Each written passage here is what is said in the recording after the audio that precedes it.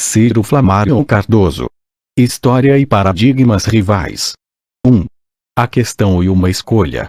Neste limiar do século XXI, vivemos segundo muitos uma crise de civilização, simbolizada talvez em forma adequada pela maneira com que se encara hoje em dia a dupla conceitual cultura-civilização. Foi no século XVIII que filósofos franceses e alemães começaram a empregar o termo cultura, de início restrito a assuntos agrícolas, para referir-se ao progresso material e mental da humanidade. A cultura da terra proporcionava, portanto, uma metáfora para a cultura de si mesmo, numa tradição que desembocaria, no século XX, na formulação antropológica do homem como um animal autodomesticado. A ideia, bem exposta pelo arqueólogo Gordon Schild, de que o homem faz-se a si próprio. Se tanto franceses quanto alemães estiveram presentes na gestação do conceito de cultura, que seria adotado pela nascente disciplina antropológica em 1871 através de Bachelor, no Brasil poucos historiadores se dão conta, segundo creio, de uma divergência que, também desde o século XVIII, mas de forma mais clara posteriormente, se estabeleceria entre as maneiras francesa e alemã de conceber a relação entre as noções de cultura e civilização. Na vertente francesa, a civilização, termo sem dúvida ainda mais polissêmico do que cultura, foi vista tradicionalmente numa perspectiva evolucionista e otimista. As civilizações seriam altas culturas caracterizadas pela urbanização, a escrita, o desenvolvimento das ciências, a metalurgia, o surgimento de um poder separado do parentesco, o Estado, o desenvolvimento da divisão social do trabalho e das diferenças de status entre indivíduos e grupos, e outros traços ainda, já que houve inúmeras teorias, assim como muitas divergências a respeito de como definir a civilização. O que me importa, aqui, é que a civilização era vista como uma forma superior de cultura, a culminação de etapas sucessivas como, por exemplo, no caso de Lewis Henry Morgan, 1818-1881, selvageria e barbárie civilização, e tal culminação era considerada positivamente. Na vertente alemã, a cultura designou habitualmente os costumes específicos de sociedades individualmente tomadas, em especial os modos de vida de mudança muito lenta, rurais ou tribais, que serviam de base à coesão social, em oposição à civilização definida como urbana, cosmopolita e rápida em suas transformações, sendo a primeira valorada positivamente, mas não assim a segunda. Tais ideias viriam a corporificar-se sobretudo na obra monumental que o etnólogo alemão Gustav Klein dedicou à história cultural da humanidade. Diga-se de passagem que ignorar esta oposição básica de perspectivas entre as visões francesa e alemã dificulta, entre outras coisas, o entendimento da corrente paramarxista conhecida como Escola de Frankfurt. Uma das opções possíveis para definir o deslocamento de paradigma na área das humanidades e das ciências sociais que se liga, em nosso século, a um processo mais ou menos longo cuja fase decisiva parece ter sido 1968-1989 consistiria em vê-lo como uma vitória do corte interpretativo de origem alemã sobre o de origem francesa, sintetizando o que muitos pensadores contemporâneos veem como o fim de uma longa fase na história dos homens e suas visões de mundo, começada com o Renascimento e intensificada com o Iluminismo, donde a designação usual deste fim de século como inaugurando um período pós-moderno. Alguns autores, mais radicalmente, encaram a questão central como sendo o colapso iminente da civilização com a civilização, ou seja, o fim de uma fase ainda mais longa, que se vinha desenvolvendo há uns 5 milênios. É o que pensava, já em 1971, o antropólogo Paul Boehman. É evidente que tal mudança de paradigma não deixou de afetar a história, entendendo neste caso esta última, um termo polissêmico, como a disciplina histórica. E o fez num sentido bem caracterizado metaforicamente pelo historiador norte-americano da música Leo Treitler, partidário do enfoque hermenêutico, tendo sua metáfora a vantagem de evitar o anticientificismo obscurantista tão presente em muitos dos cultores da autodenominada nova história, ao verem na ciência uma manifestação do poder entendido à maneira de Nietzsche. Treitler recomenda que raciocinemos sobre a história humana, não como se fosse um ponto central em avanço que elimina tudo à sua volta enquanto se move, mas sim, mais de acordo com a tentativa revolucionária de Darwin, ainda não de todo exitosa, reorientando o enfoque do historiador das propriedades modais de grupos para a efetiva variação existente no seio das próprias coisas. A formulação acima parece-me adequada para sintetizar a ambição central da nova história, já que ela é a história em migalhas, preocupada centralmente com a diversidade dos objetos e a alteridade cultural, entre sociedades e dentro de cada uma delas. Assim, a escolha, neste capítulo inicial de um livro que tem a pretensão de mapear seletivamente o estado atual da disciplina histórica de um modo que se espera será útil aos estudantes, professores e pesquisadores que atuam no setor dos estudos históricos, consiste em adotar, até por razões de economia de espaço, uma perspectiva macroteórica. Apresentar a disciplina histórica hoje a partir da oposição entre dois paradigmas polares, chamando-os de iluminista e pós-moderno, respectivamente. A escolha oposta seria partir da própria historiografia, em forma empírica, o que levaria sem dúvida a enfatizar a diversidade, não as identidades e oposições mais centrais. No meu corte, o que se perde em detalhe e o risco que se corre de minimizar as diferenças são compensados, segundo creio, por maior clareza no tocante às questões maiores de tipo epistemológico e teórico. Seja como for, nos capítulos seguintes do livro, a variedade e a diversidade serão devidamente apreciadas. 2. O paradigma iluminista. O paradigma ora ameaçado em sua hegemonia ou, segundo os cultores mais radicais da nova história, já destronado pode ser chamado de moderno ou iluminista. Opôs-se, neste século, durante várias décadas e com bastante sucesso, ao historicismo em suas várias vertentes, incluindo aquelas de Benedetto Croce e R. G. Collingwood, e ao método estritamente hermenêutico ou interpretativo que tal corrente propugnava. Fê-lo em nome da razão e do progresso humano, em uma perspectiva que pretendia estender aos estudos sociais o método científico. Em história, o marxismo, ou um certo marxismo, já que eu não incluiria aqui, por exemplo, a Escola de Frankfurt, a meu ver integrante do paradigma pós-moderno, e o grupo chamado dos Annales no período 1929-1969, foram suas vertentes mais influentes e prestigiosas. Os historiadores filiados a este paradigma, cujo domínio sobre os estudos históricos foi máximo entre talvez 1950 e 1968, mas nunca total, escrevem uma história que pretendem científica e racional. Seu ponto de partida na produção de conhecimentos e, no mínimo, hipotético, a história-problema dos Annales, às vezes hipotético-dedutivo, se bem que isto raramente se pratique com rigor, mesmo porque muitos historiadores carecem de uma formação que a tanto os habilite, sempre racionalista. Acreditava-se que, fora de tal atitude básica, o saber histórico não responderia às demandas surgidas da praxe social humana no que tange à existência e à experiência dos seres humanos no tempo, nem seria adequado no enfoque da temporalidade histórica como objeto.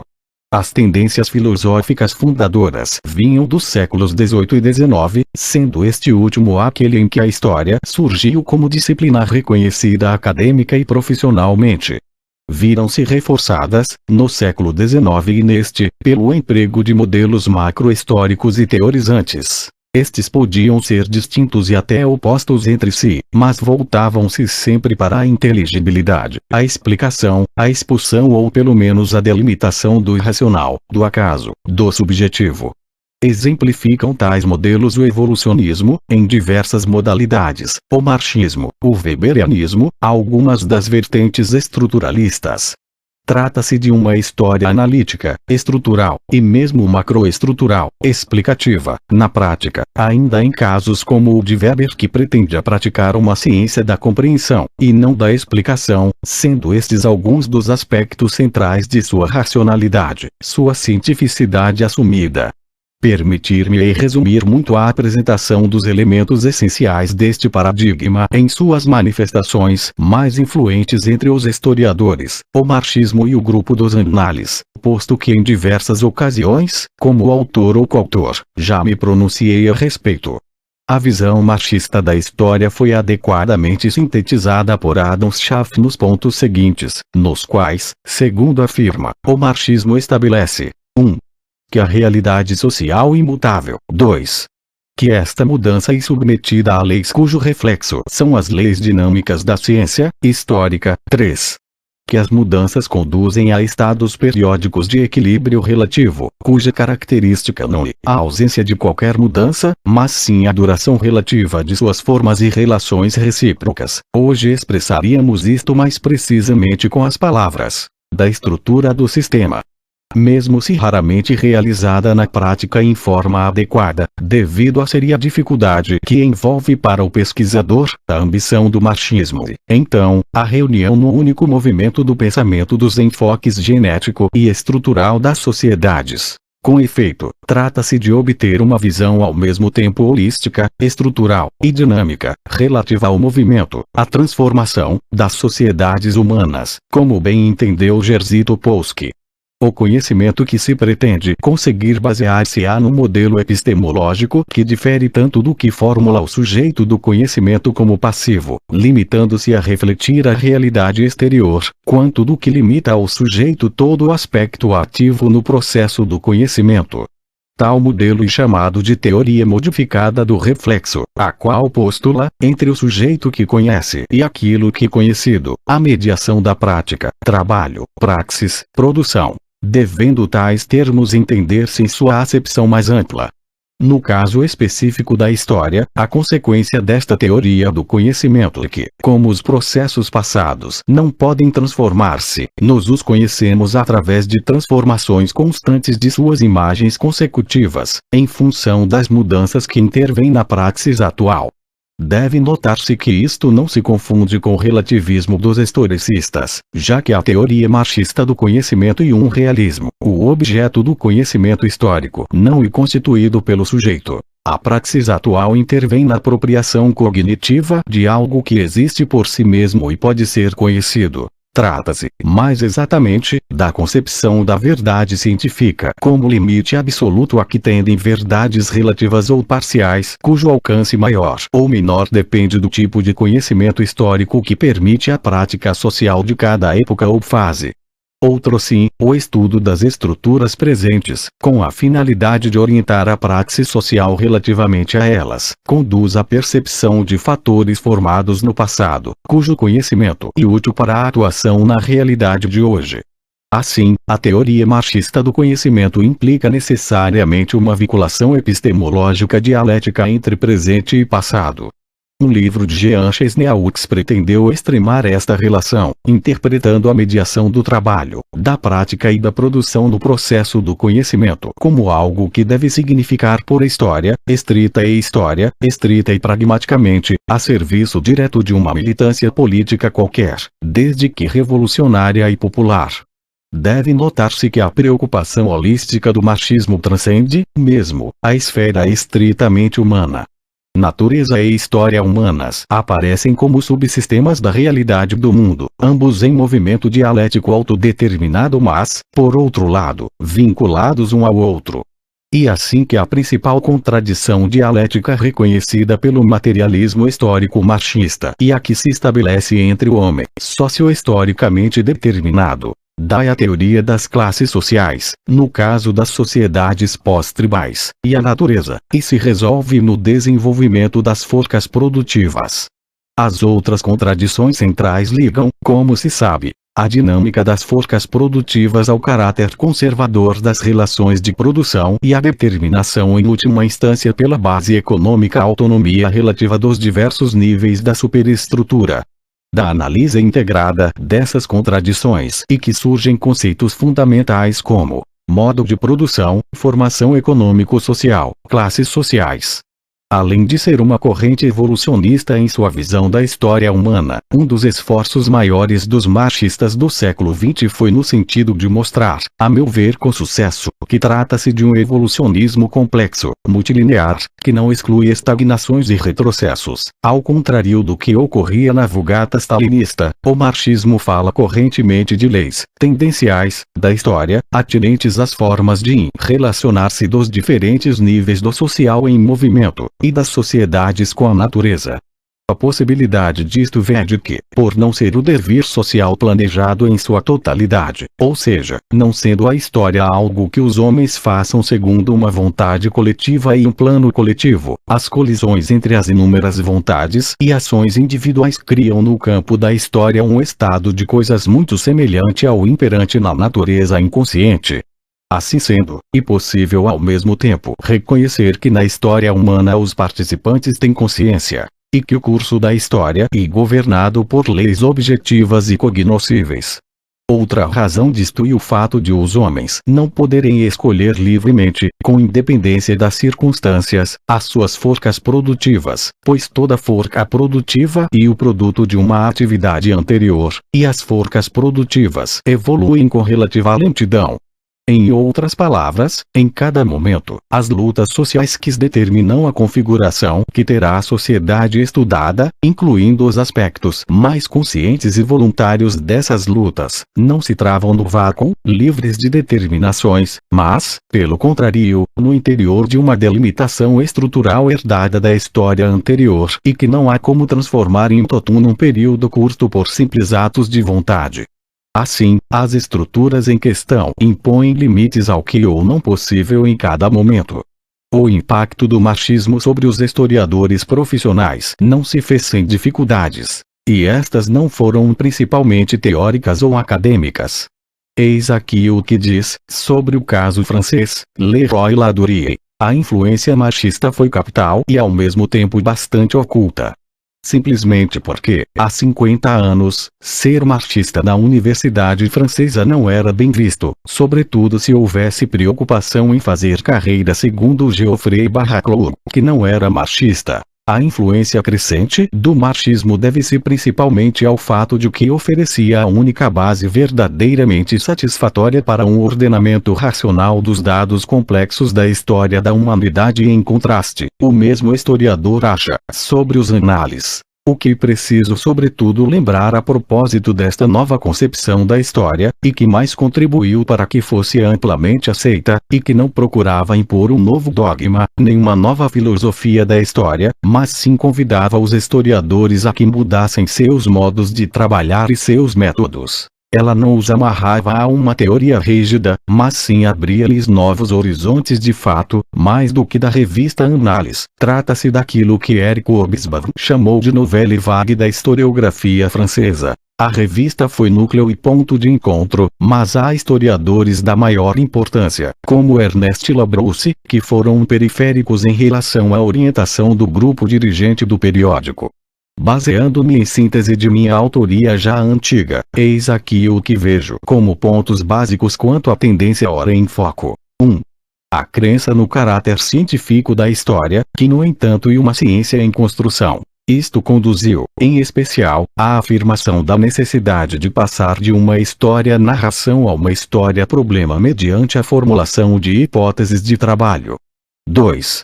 O debate crítico permanente com as ciências sociais, sem reconhecer fronteiras entre elas que sejam estritas e definitivas. Sendo menos estruturada que tais ciências, a história delas importou problemáticas, conceitos, métodos e técnicas, incluindo, desde 1930, a quantificação sistemática e o uso de modelos em certas áreas, cada vez mais numerosas, de estudos históricos, movimento ampliado ainda pela generalização dos computadores. 3. A ambição de formular uma síntese histórica global do social, explicando a vinculação existente entre técnicas, economia, poder e mentalidades, mas também as oposições e as diferenças de ritmo e fase entre os diferentes níveis do social. 4. o abandono da história centrada em fatos isolados e também uma abertura preferencial aos aspectos coletivos, sociais e repetitivos do sócio-histórico, substituindo a anterior fixação em indivíduos, elites e fatos irrepetíveis. Daí o interesse maior pelas temáticas econômicas, demográficas e relativas às mentalidades coletivas. 5. Uma ênfase menor do que no passado nas fontes escritas, embora elas continuem sendo as mais usadas, no conjunto, pelos historiadores, sem excluir os dos anales, favorecendo a ampliação do uso da história oral, dos vestígios arqueológicos, da iconografia etc. 6. A tomada de consciência da pluralidade dos níveis da temporalidade. A curta duração dos acontecimentos, o tempo médio e múltiplo das conjunturas, a longa duração das estruturas, além de que o próprio tempo longo, estrutural e diferencial em seus ritmos, dependendo de quais estruturas se trate, o mental, por exemplo, muda mais lentamente do que o econômico, e este mais do que o técnico. 7. A preocupação com o espaço, primeiro por meio da tradicional ligação com a geografia humana. Depois, através da história, ainda mais espacialmente pensada, inaugurada com os estudos de mares e oceanos. O Mediterrâneo de Fernand Braudel, o Atlântico de Frederic Mauro, o Atlântico e o Pacífico de Pierre Huguet Chauno etc. E, o tempo todo, a sólida tradição francesa da história regional. 8. A história vista como ciência do passado e ciência do presente ao mesmo tempo. A história problema e uma iluminação do presente, uma forma de consciência que permite ao historiador, homem de seu tempo, bem como aos seus contemporâneos a que se dirige, uma compreensão melhor das lutas de hoje, ao mesmo tempo que o conhecimento do presente e condição sine qua non da cognoscibilidade de outros períodos históricos. Talvez seja bom recordar aqui duas coisas. A primeira e o fato de que, neste momento, estou falando dos análises exclusivamente de 1929 até 1969. Ao deixar Braudel a direção da revista, ela começou a sofrer considerável mudança de rumos, além de baixar de nível. A segunda é que, embora a expressão nova história seja aplicada com frequência a Bloch, Febvre e sucessores imediatos merecidamente, aqui a reservarei exatamente aos análises posteriores a 1969, já que a tendência diferente que a revista desde então passa a simbolizar escolheu chamar a si mesma de nova história, escolheu também reivindicar uma continuidade com os análises de Bloch, Febvre e Braudel na qual não acredito. A comparação das características gerais do grupo dos análises com a concepção histórica do marxismo permite notar sem dificuldade numerosos e importantes pontos comuns, em grande parte explicáveis pela influência oculta do marxismo de que fala Leroy Ladurie em passagem que citei anteriormente. Eis aqui os principais. 1. O reconhecimento da necessidade de uma síntese global que explique tanto as articulações entre os níveis que fazem da sociedade humana uma totalidade estruturada quanto as especificidades no desenvolvimento de cada nível. 2. A convicção de que a consciência que os homens de determinada época têm da sociedade em que vivem não coincide com a realidade social da época em questão. 3. O respeito pela especificidade histórica de cada período e sociedade. Por exemplo, as leis econômicas só valem, em princípio, para o sistema econômico em função do qual foram elaboradas. 4. A aceitação da inexistência de fronteiras estritas entre as ciências sociais, sendo a história uma delas, se bem que o marxismo seja muito mais radical quanto à unidade delas. 5. A vinculação da pesquisa histórica com as preocupações do presente. 6. Alguns dos membros do grupo dos análises, mas nem todos, nem a maioria, aproximaram-se à noção marxista da determinação em última instância pelo econômico. Há, na verdade, muito maior compatibilidade entre o marxismo e as ideias do grupo dos análises do que do primeiro com tendências supostamente marxistas, como as de Louis Althusser e seguidores ou as da chamada Escola de Frankfurt. Mas há também diferenças. A mais importante, provavelmente, a pouca inclinação teórica dos historiadores dos análises e o fato de não disporem de uma teoria da mudança social. Passando agora às críticas de que foi objeto o paradigma que acabo de resumir, sobretudo após 1968, deve notar-se que minha opção, ao formular este capítulo, faz com que se distingam as objeções ao paradigma como um todo daquelas mais específicas dirigidas ao machismo. O grupo dos análises, refratário em grande medida às tomadas de posição explicitamente teóricas, foi com menor frequência alvo de disputas do tipo que aqui mais me interessa, e, quando foi, tal ocorreu da parte de machistas, configurando debates intraparadigmáticos, não entre paradigmas. Um primeiro grupo de críticas ao paradigma iluminista em seu conjunto tem um caráter amplo, filosófico e epistemológico, que, até certo ponto, deriva de um abandono dos pontos de referência filosóficos até então preferidos, a alternativa, Hegel e Marx de um lado ou Kant do outro, inseridos no grande âmbito do racionalismo moderno, em favor de outros que são semi-racionalistas, Karl Popper, Noam Chomsky, ou irracionalistas, Friedrich Nietzsche, Martin Heidegger, no campo da filosofia da ciência, P. Feyerabend e Thomas Kuhn. Tal arcabouço filosófico e usado em oposição ao evolucionismo e à noção de progresso que, em outro nível, apoia-se em argumentos tirados da história do século XX, armas químicas e atômicas, o nazismo com seus fornos crematórios e câmaras de gás, guerras mundiais e genocídios em áreas mais restritas, destruição do meio ambiente, uso das tecnologias modernas, incluindo as de comunicação, no sentido da desumanização e da massificação etc. E resulta na proposta de um abandono da ideia de progresso ligado à desilusão radical como uma história recente que estaria mostrando que a modernização, o racionalismo, a ciência, com frequência, aliás, confundida com a tecnologia, que coisa bem diferente, não foram fatores de libertação e felicidade, e sim, pelo contrário, geraram monstros. Este conjunto de críticas desemboca, metodologicamente, na contestação da possibilidade de explicação racional do social, do humano, que não passaria de uma ilusão cientificista desprovida de conteúdo efetivo, mas perniciosa porque em torno dela se constituiria um saber terrorista a serviço do poder, agora entendido à maneira nietzscheana, e evacuador de outros saberes. No plano temático, em função do anterior, objeta-se a um machismo e aos análises a ausência ou insuficiência de suas preocupações com o indivíduo, ou subjetivo, devido a uma obsessão pelo que é estrutural e transindividual, e com o poder. No âmbito do machismo, por limitar-se este a uma teoria da tomada do poder político, sendo insuficientes suas indicações acerca da noção mesma de poder. No caso dos análises, como o resultado indesejável de suas polêmicas contra uma história tradicional de corte político-militar. Às vezes se tentou usar a ciência contemporânea, na verdade, a interpretação dela por determinada corrente da filosofia da ciência, mais especialmente a teoria quântica da física, no sentido de demonstrar a impossibilidade de sustentar, hoje em dia, as noções de causalidade, objetividade científica, determinação ou realismo.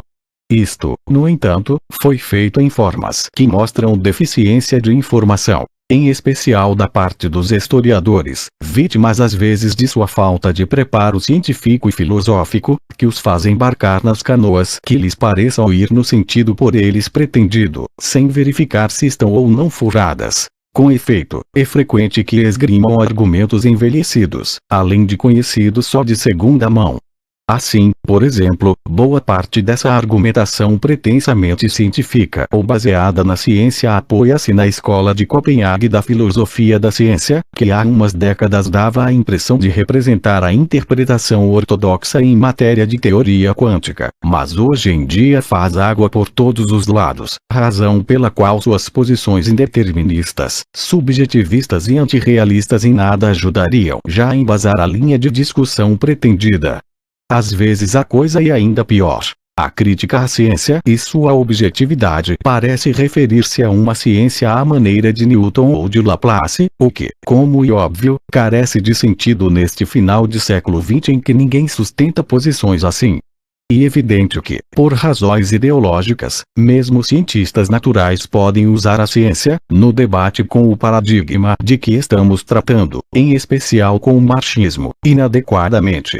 Jacques Monod, Prêmio Nobel de Biologia, ataca, por exemplo, a teoria marxista do reflexo, não somente reduzindo-a à forma que tinha no século XIX, sem levar em conta suas modificações e correções posteriores, que ao parecer desconhece, mas também pretendendo que progressos científicos de nosso século invalidariam quaisquer teorias epistemológicas do reflexo. Os progressos da neurofisiologia e da psicologia experimental começam a revelar-nos alguns dos aspectos, pelo menos, do funcionamento do sistema nervoso. O bastante para que seja evidente que o sistema nervoso central não pode, sem dúvida nem deve, entregar à consciência uma informação que não esteja codificada, transposta, enquadrada em normas pré-estabelecidas. Em suma, assimilada e não simplesmente restituída. Ora, esta interpretação contém implicitamente uma falácia tomada como postulado, a de que qualquer codificação signifique necessariamente não somente uma seleção, mas sim uma deformação da coisa codificada. O que não é a opinião dos especialistas acerca da reconstrução da estrutura do mundo real no cérebro dos seres vivos, muito especialmente no cérebro dos primatas e, mais ainda, no do primata humano. Pode destacar-se, ainda, alguma supersimplificação deformadora em outras críticas específicas ao marxismo. Um bom exemplo é a questão da determinação em última instância dos níveis superestruturais pela infraestrutura. Quase sempre, tal discussão trata Marx e Engels como se fossem perfeitos imbecis que teriam pretendido ver a base econômica, absurdamente, como uma espécie de glândula capaz de gerar ideias e instituições, ao não considerar, entre outros pontos, os esclarecimentos de Engels acerca da diferença entre forma e conteúdo das superestruturas, ocasião em que diz com todas as letras que, no tocante ao político, jurídico, filosófico, teológico, o que é um material que se formou independentemente, por obra do pensamento de gerações anteriores e que atravessou no cérebro dessas gerações sucessivas um processo próprio e independente de evolução. Isto não quer dizer que inexistam críticas válidas à noção marxista da determinação em última instância pela base, mas derivam de algo muito diferente, ou seja, do fato de que hoje é impossível ver o ideal e o material como se de uma metáfora topográfica. E, portanto, não há como separar de fato base de superestrutura. As forcas produtivas, por exemplo, implicam necessariamente e ao mesmo tempo o ideal e o material. E o mesmo se pode dizer do que Engels chamava de esferas ideológicas que flutuam ainda mais alto no ar: a religião, a filosofia, etc. Tem razão o arqueólogo Lamberg Karlovsky ao afirmar acerca da dicotomia material-ideal. Tal dicotomia falseia a sua relação dialética. A construção de sentido e o uso de símbolos é, inerentemente, um assunto que implica a construção de interesses políticos e econômicos, enquanto as preocupações de uma economia política são, inerentemente, conflitos sobre significados e símbolos. O desafio maior que enfrenta o paradigma de que estou tratando e outro, porém, que vai além do marxismo tomado isoladamente, ao afetar qualquer visão holística do social. E tem a ver muito diretamente com os historiadores, por referir-se ao sentido ou ausência de sentido da história. Refiro-me às afirmações, correntes hoje em dia, da impossibilidade de surgimento de novas ideologias globais e novas teorias holísticas do social, no que vem sendo chamado de fim da história. Entenda-se, tanto a história que os homens fazem, se pretender perceber nela algum sentido, quanto a história que os historiadores escrevem, entendida como uma explicação global do social em seu movimento e em suas estruturações. A melhor resposta a tal desafio seria, e claro, produzir uma teoria holística do social que, escapando à parte fundamentada das críticas feitas às teorias disponíveis, desse conta das sociedades de hoje, o que a qualificaria também para o entendimento das sociedades passadas. Porque isto não ocorreu ainda. Parece-me que, nesse particular, as ciências sociais, entre elas a história, estão numa situação análoga à das ciências naturais por volta de 1890. Naquela época, haviam-se já acumulado críticas numerosas e irrespondíveis às teorias vinculadas a uma visão newtoniana do universo. Mas só a partir de 1900, com a teoria quântica e depois da relatividade, um novo paradigma começaria a esboçar-se. Os últimos anos do século XIX caracterizaram-se, então, por um mal-estar teórico e epistemológico entre os cientistas naturais, similar ao dos cientistas sociais da atualidade, com o agravante, para estes últimos, de que as teorias disponíveis caducaram sobretudo porque o próprio objeto central, as sociedades humanas contemporâneas, mudou muito intrinsecamente. Ou melhor, o que nos leva ao cerne do problema. Ainda está mudando radicalmente, mas em um processo que, se já revela alguns de seus aspectos e potencialidades, longe está de haver chegado ao fim e portanto de manifestar todas as suas consequências.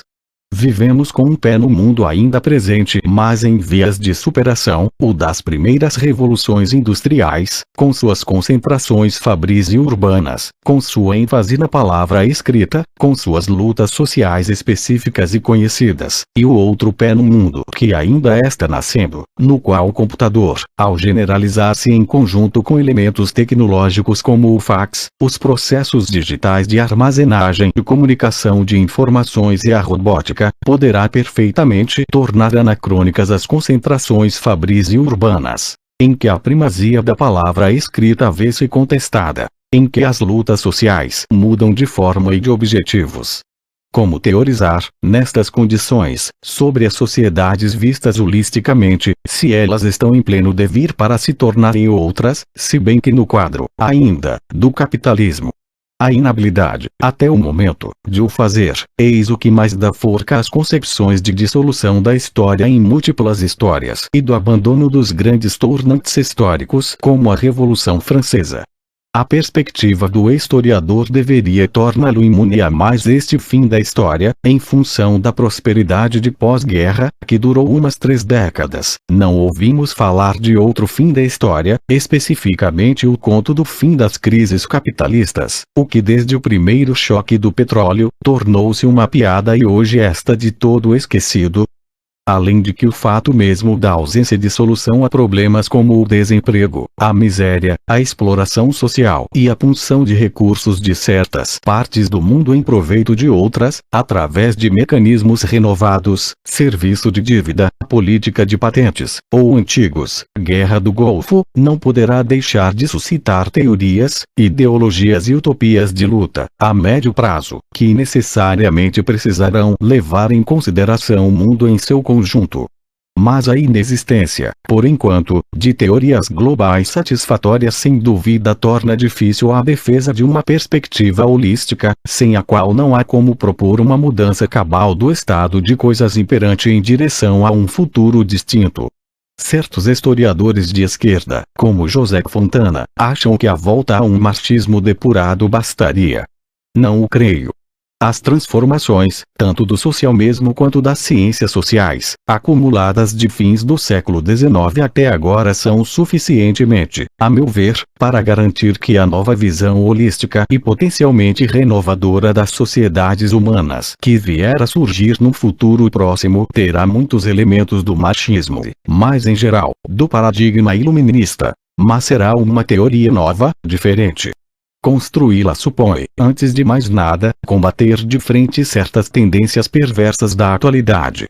Uma delas é a indiferença diante dos direitos humanos criada por um ciclo de progressiva quebra dos padrões de conduta civilizada que perduraram da Revolução Francesa até 1914, fenômeno estudado por Eric Hobsbawm.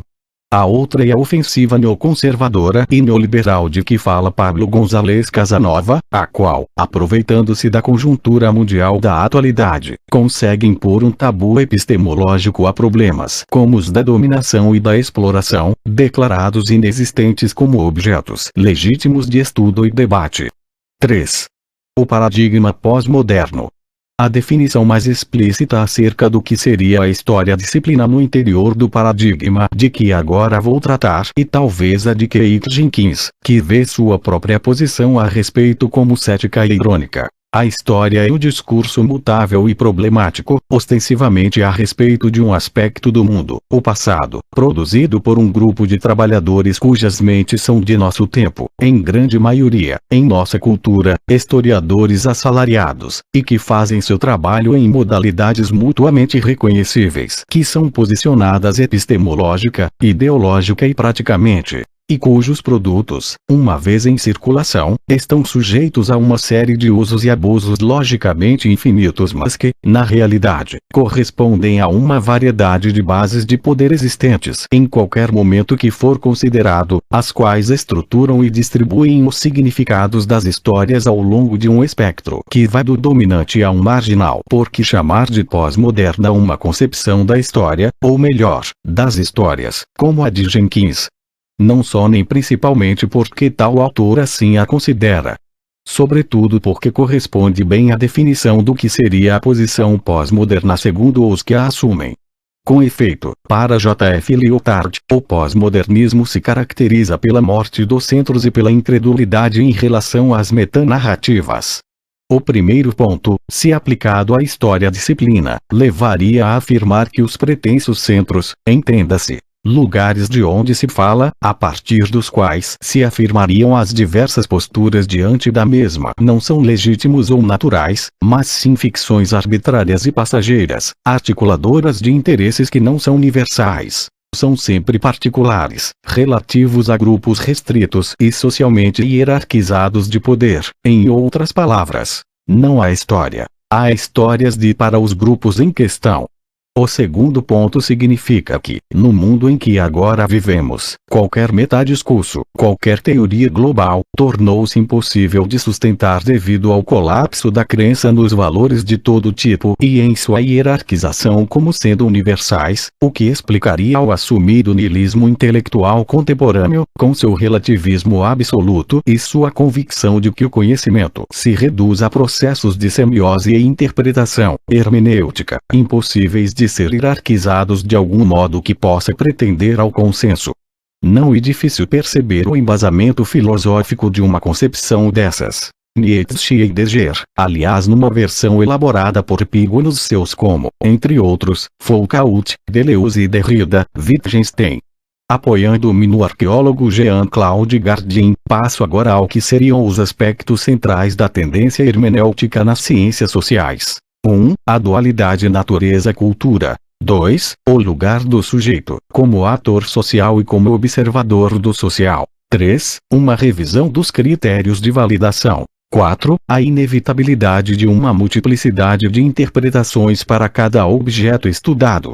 Em primeiro lugar, então, os modernos partidários de uma concepção hermenêutica dos estudos sociais, incluindo a história, retomam, com um novo discurso, uma velha bandeira dos neocantianos do fim do século passado e começo do século XX. A noção de que o comportamento humano e seus resultados são essencialmente diferentes dos fenômenos estudados pelas ciências naturais, o que impediria qualquer aproximação metodológica a estas últimas. E verdade que a própria ciência muitas vezes, impugnada em si, reduzida a mero discurso terrorista do poder, evacuador de saberes alternativos. Mas o mais importante, na verdade, em se tratando do social, a defesa de um enfoque baseado na compreensão, leia-se, na linguagem de hoje, interpretação, hermenêutica, crítica cultural etc. O postulado implícito e uma nova encarnação da inefável natureza humana. Não mais o homo faber, nem o homo economicus, e sim o homo simbólicos. O segundo aspecto básico consiste em, a partir do anterior afirmar ser desejável, no campo do humano ou social, levar-se em conta o papel dos indivíduos e dos pequenos grupos, com seus respectivos planos, consciências, representações, imaginário, crenças, valores, desejos. Num outro nível, o do observador, seria preciso reconhecer que, com sua subjetividade, faz parte integrante daquilo que estuda, conduz a isto ou não a recomendar alguma inefável empatia com os indivíduos ou grupos tomados como objeto, ponto sobre o qual não há consenso entre os defensores da autoproclamada nova história. Como consequência, são postas em dúvida e rechaçadas as formas de validação do conhecimento antes usuais. Neste ponto, as posições possíveis variam bastante, indo da subjetividade do autor individual ou de um leitor implícito igualmente individual às posições de grupos de pessoas diversamente designados. Comunidade interpretativa, comunidade textual, sociedade discursiva. Em qualquer hipótese, tratar-se-ia de um processo hermenêutico de interpretação, no caso da história tomado de empréstimo de preferência a uma certa antropologia, com maior frequência a de Clifford Geertz ou alguma outra vertente de culturalismo relativista. Em posições extremas pode ocorrer a simples recusa de qualquer validação como desnecessária, impossível ou indesejável. Todo o anterior, agindo em conjunto, conduz inevitavelmente a um relativismo radical. As interpretações são necessariamente múltiplas a respeito de um dado tema, e inexistem formas aceitáveis de escolher entre elas. São todas válidas se satisfizerem aos critérios do autor e daqueles que com ele concordarem. Particularmente influentes sobre os historiadores foram as reflexões relativas às formas da representação histórica, sendo esta última postulada como elemento constitutivo por excelência do pensamento histórico. A pergunta central a ser formulada seria: que formas, prévias a qualquer conteúdo específico, o saber histórico recebe de sua estrutura literária, de sua textualidade ideologicamente condicionada, ou, se preferir, daquilo que Foucault chama de epistemes? Respondendo a, chegar-se à noção de que a reconstrução do labor profissional empreendido pelos historiadores a partir das formas de representação, dos níveis de discursividade, das epistemes mostraria a inexistência, no conhecimento que produzem, de um caráter científico, objetivo, racional. Por conseguinte, seria recomendável abandonar o analítico, o estrutural, a macroanálise, a explicação, ilusões cientificistas, em favor da hermenêutica, da microhistória, da valorização das interações intencionalmente dirigidas, da concepção da história como sendo narrativa e literária. Esta posição toma como postulado tido como evidente por si mesmo, o que está longe de ser verdade, a ideia de que discurso e realidade humana, individual ou coletiva, são grandezas incomensuráveis. O primeiro falaria por tal razão sempre sobre si mesmo, a pretexto de falar sobre a segunda. Qual pode ser a origem do avanço do paradigma pós-moderno, progressivamente visível ao longo do período 1968-1989? Em outra ocasião, ocupei-me do assunto numa perspectiva histórico-social. Aqui, vou tratar mais especificamente dos aspectos intelectuais da questão. Alex Callinicos mostrou que, visto de certo ângulo, o pós-modernismo revela-se como o resultado da trajetória pessoal de intelectuais que podem ser considerados da geração de 1968 no decorrer da década de 1970. De portadores de esperanças revolucionárias desiludidas, muitos deles passaram ao abandono da crença na possibilidade de uma transformação social global. Daí, ao apoio entusiástico a movimentos parcializados de luta ou reivindicação, feminismo, regionalismo, movimento gay, ecologismo, movimento negro etc., associado a um frentismo mal explicado. Vários, indo além, desembocaram por fim na social-democracia, no neoconservadorismo ou no neoliberalismo. Tal processo ocorreu tanto no Ocidente quanto no antigo bloco socialista, mesmo antes de 1989. Recorde-se, por exemplo, a trajetória de Agnes Heller, de discípula de Georg Lukács, a musa do pós-modernismo, sobretudo rápida após deixar o seu país. Ainda mais relevante, sem dúvida, e ver no pós-modernismo uma das reações possíveis à percepção, no âmbito das ciências sociais, das consequências da dimensão semiótica do social. O século XIX, no seu final, e principalmente o nosso século, assistiram à descoberta da existência e da presença generalizada de numerosas programações sociais do comportamento. Muito do que as pessoas fazem está programado por sua sociedade. Sem isto, nenhum comportamento poderia ser identificado como pertencente a uma dada classe de ações e assim ser compreendido. Na medida em que os cientistas sociais e filósofos se deram conta desta descoberta essencial, alguns trataram de deduzir dela uma consequência da maior importância. Todas as representações humanas de todos os tipos são simbolicamente mediadas. Em outras palavras, o conhecimento humano em todas as suas formas tem a ver com linguagens, no sentido semiótico, verbais tanto quanto não verbais, e processos de significação, semioses. Como entender tal constatação? Há duas formas possíveis de o fazer. A mais radical, que é a do pós-modernismo, consiste em afirmar que os processos de semiose e as linguagens são o que de fato existe. Não há, lá fora, além deles, uma realidade cognoscível em si. Nem há de fato um sujeito social ou histórico, seja individual, seja coletivo. O sujeito aparece meramente como topologia estrutural de significantes. A outra maneira possível de encarar a questão não leva, ao contrário da primeira, a que se descarte o racionalismo e o eu individual ou coletivo, o sujeito, mas sim a sua reconstrução à base da consideração da existência das programações, linguagens e semioses, e de sua interpretação. No primeiro caso, ocorre um achatamento culturalista do mundo em semiose e em texto, relativisticamente e culturalmente interpretados, e a posição pós-moderna. Alguns batizam esta opção de enfoque como uma visão simbólico-realista da teoria social. Se todo conhecimento e uma construção simbólica, cada uma com seu modelo próprio de articulação, então o que forma uma comunidade, o que a constitui como comunidade, e a forma específica de socialidade baseada em linguagens e grades de leitura das mesmas partilhadas por seus membros. Em lugar de uma sociedade global, nível que, se existiu alguma vez, desapareceu no mundo pós-moderno da desarticulação social, teríamos grupos numerosos e diversos, interesses também variados, subculturas.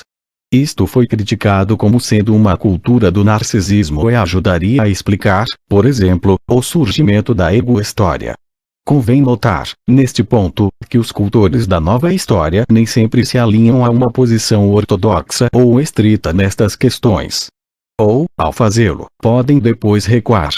Darei como exemplo o meia-culpa de um deles ao reconhecer as insuficiências daquilo que chama a estética de um realismo simplista que vincula ao método da descrição densa de Geertz, ao denunciar o fato de que tende a tornar a história politicamente domesticada e inofensiva, bem como a proporcionar uma arrogante boa consciência aos historiadores com base na empatia que alguns deles pretendem estabelecer com as pessoas e grupos pequenos do passado que estudam. Outro exemplo adequado é o de Giovanni Levi ao tratar da microhistória e das distâncias que deve tomar em relação às opções derivadas de Geertz. Diz Levi que, enquanto a antropologia interpretativa tende a haver um significado homogêneo nos signos e sinais socialmente difundidos, o historiador os vê como ambíguos, no sentido de comportarem múltiplas representações socialmente diferenciadas e fragmentadas. Outra forma de escapar a uma antropologia como a de Geertz tem sido buscar o apoio na posição antropológica mais dinâmica ou processual de Marshall Salins. Os signos em ação fala, mensagem, em relação ao sistema de signos, a língua em Ferdinand de Saussure, podem seja reproduzir, seja mudar o significado original. Outro sim, há muitas vezes um desejo, na nova história, de ser a porta-voz de uma visão que seria a do homem comum, do homem da rua, das massas inarticuladas, ainda que tal engajamento com frequência prefira enfocar as minorias discriminadas em lugar das maiorias exploradas. Passando agora às críticas de que o paradigma tem sido alvo, comecemos pelas questões filosóficas mais gerais. Ao tratar do modernismo como problema filosófico, Robert Pippin chega à conclusão de que os pós-estruturalistas e pós-modernistas, apesar de toda a atenção que prestam a coisas como linguagem, texto, desejo, psicanálise, gênero etc., não souberam resolver os problemas que atormentaram os pensadores que, pioneiramente, formularam em pleno século XIX uma crítica radical da modernidade. Nem mesmo conseguiram livrar-se efetivamente das problemáticas próprias do modernismo, coisa que também demonstra Calínicos. O antirracionalismo típico da corrente às vezes se acompanha de certo desleixo teórico e metodológico, e mesmo, o que é especialmente grave no caso de historiadores, quanto à crítica das fontes. Os pós-modernos costumam, com efeito, ser mais apodícticos e retóricos do que argumentativos. Abundam em seus textos as afirmações apresentadas como se fossem axiomáticas e auto-evidentes, não sendo então demonstradas, como se bastasse dizer eu acho, eu quero, minha posição, nem mesmo se preocupam com a refutação detalhada e rigorosa das posições contrárias. Foucault, por exemplo, declarou certa vez que, diante dos que ainda querem falar do homem, com suas formas de reflexão torpes e desviadas, mas ele não demonstra que o sejam, convém refugiar-se num riso filosófico de certa forma silencioso. Algo bem mais cômodo, por certo, do que uma refutação com argumentos. Há paradoxos e aporias insolúveis em muitas das posições pós-modernas. Assim, por exemplo, no caso da desconstrução. Sendo os pontos de partida, no caso, por exemplo em Derrida, a negação de um sujeito agente e de qualquer relação referencial entre discurso e realidade, porque o discurso da desconstrução seria mais aceitável, teria maior autoridade do que qualquer outro dos discursos escritas, no jogo dos significantes que se multiplicam até o infinito. E como conciliar a negação do sujeito e do homem com um método hermenêutico relativista que, na prática, descamba para o subjetivismo? Poder-se-ia invocar também, contra muitos membros da corrente atual, o fato de caírem no velho façam o que eu digo, não o que eu faço. Assim, embora Jenkins afirme que todos os discursos históricos se ligam a bases hierarquizadas de poder, procurar-se-ia em vão em seu livro um esclarecimento de qual é, afinal, a base de poder de seu próprio discurso. E não se trata de uma exceção. A denúncia da ciência e do racionalismo como terrorismos a serviço do poder está longe de significar que os pós-modernos, uma vez encastelados em posição de poder, sejam mais tolerantes na prática, devido ao relativismo que em tese pregam, do que aqueles que criticam e combatem. John Rosen aponta 3 deficiências centrais no pensamento histórico pós-moderno, ou seja, na nova história. Acha que a oposição à teoria e ao enquadramento dos fenômenos históricos dentro de direcionamentos temporais globais acabam relegando alguns dos problemas caros aos próprios pós-modernos: devastação da natureza, armamentismo, aperfeiçoamento das técnicas de dominação, por exemplo, a um limbo de fenômenos como que naturalizados, os quais, livres da crítica e da resistência, enfraquecidas pela eliminação dos contextos sociais globais, podem graçar muito mais impunemente. Também lhe parece que a vivência da alteridade na opção pelo cotidiano e pela microanálise, mas em geral, pela visão antropológico-cultural, pode descambar facilmente para uma cultura histórica que supervaloriza os sentimentos e com isso cai no irracionalismo e no misticismo, tendo abandonado os instrumentos críticos da razão. Por fim, combate a tendência a negligenciar o trabalho teórico de apreensão conceitual da vivência histórica como um todo, os esforços no sentido de uma síntese abrangente, já que, sem eles, a própria tentativa pós-moderna de buscar um novo significado histórico para seus objetos estaria condenada à dispersão e à irrelevância, por limitar-se a uma contraposição abstrata entre as condições de vida atuais e as alternativas histórico-temporais relembradas, sem que as relações entre elas sejam esclarecidas integradamente. Vê-se que o último ponto e uma crítica à história em migalhas quando se torna exclusiva.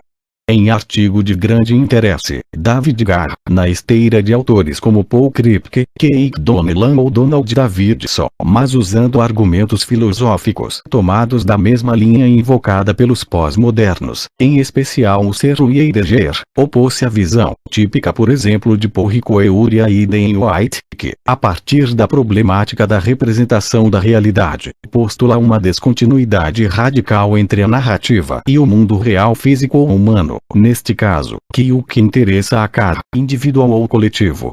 Mostrou, primeiro para a vida dos indivíduos, depois para a das coletividades humanas, que a ideia central de que as narrativas distorcem a realidade, por ser a estrutura discursiva daquelas incomensurável com esta, e equivocada. As narrativas são condição intrínseca, sine qua non, dos processos da própria vivência humana individual ou coletiva. Em outras palavras, a função narrativa e prática antes de ser cognitiva ou estética, razão pela qual, longe de poder negar-se qualquer relação entre o discurso narrativo e a realidade, a narrativa histórica mantém relações necessárias e estreitas com seu objeto social real. Eis aqui uma parte de suas conclusões. Voltando aos textos narrativos como artefatos literários, fictícios ou históricos, tratei de demonstrar que tais narrativas devem ser consideradas, não como um desvio da estrutura de eventos que narram, muito menos como uma deformação ou uma transformação radical deles, e sim como uma extensão de suas características primárias. Não estou de acordo em que a forma narrativa seja algo que se produz nesses gêneros literários, ficção e história, para impor-se a uma realidade não narrativa. A importância da argumentação de Carr e principalmente a de combater o relativismo extremo dos pós-modernos, para os quais o significado do social é visto como um texto abordado num relativismo culturalmente contextualizado, já que cada interpretação cria um novo significado. Assim sendo, ocorre uma relativização completa de todas as categorias, encaradas como simples símbolos desprovidos de todo o conteúdo material. Note-se ainda que, na crítica Clifford Geertz, mais avançada hoje em dia nos Estados Unidos e na Europa do que os brasileiros costumam pensar, diversos antropólogos e outros cientistas sociais deram aulas válidas de teoria e método.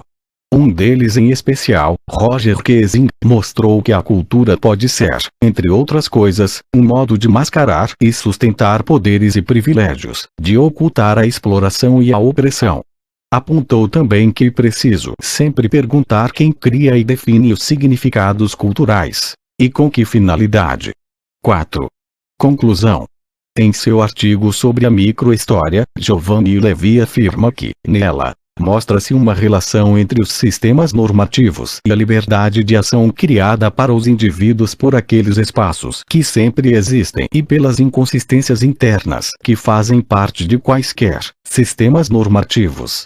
Esta proposta de método ou estratégia de pesquisa não só me parece perfeitamente razoável como, também, em nada seria incompatível com as posições básicas do paradigma que chamei de iluminista, mesmo porque achar as inconsistências internas e espaços mencionados supõe levar em conta os sistemas normativos mais globais.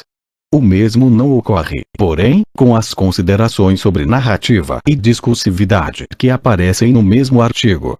Num livro sobre as mulheres no Egito faraônico, Gay Robbins constata que o feminismo contemporâneo, e, portanto, uma visão ou visões feministas da história, só pode surgir devido ao valor crescente atribuído ao indivíduo como uma entidade separada, em lugar de vê-lo principalmente como uma parte da máquina social, dotada de lugar e função prescritos. O que de modo algum significa que, uma vez surgida, a história da mulher precise ser caudatária de um individualismo extremado como o da atual cultura do narcisismo mesmo hoje, muitas vezes já não é, felizmente. O que estou querendo dizer é que, no caso da nova história, como neste capítulo tomamos a expressão, alguns de seus aspectos vieram para ficar. Entre eles a ampliação considerável dos objetos e estratégias de pesquisa e a reivindicação do individual, do subjetivo, do simbólico como dimensões necessárias e legítimas da análise histórica. Os excessos unilaterais, e também os havia no paradigma iluminista, a meu ver se configuram como modismos ou como resultados da luta ideológica que, pelo contrário, serão passageiros.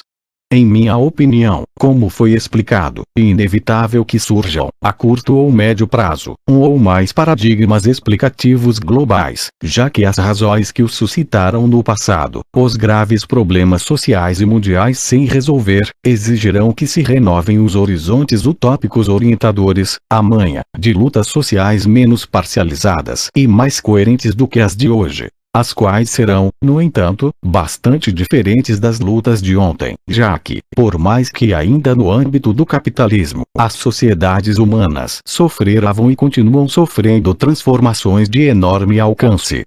Aquilo, porém, em que me recuso firmemente a acreditar e que erros e exageros passados justifiquem erros e exageros atuais de signo contrário. Em outras palavras, não creio que estejamos obrigados a passar do rigor formal e muitas vezes ilusório do cientificismo para algo tão limitado quanto uma busca interpretativa culturalmente contextuada, uma hermenêutica que se esgote em si mesma. As ciências sociais, entre elas a história, não estão condenadas a escolher entre teorias deterministas da estrutura e teorias voluntaristas da consciência, sobretudo considerando tais posturas em suas modalidades unilaterais e polares, nem a passar de uma ciência frequentemente mal conduzida, comprometida com teorias defeituosas da causação e da determinação e como uma análise estrutural unilateral, às evanescências da desconstrução e ao império exclusivo do relativismo e da microanálise.